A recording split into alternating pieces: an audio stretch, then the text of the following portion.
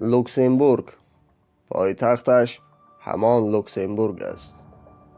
در اروپای غربی جای دارد. مساحتش 2586 کیلومتر. اهالیش 640,000 نفر.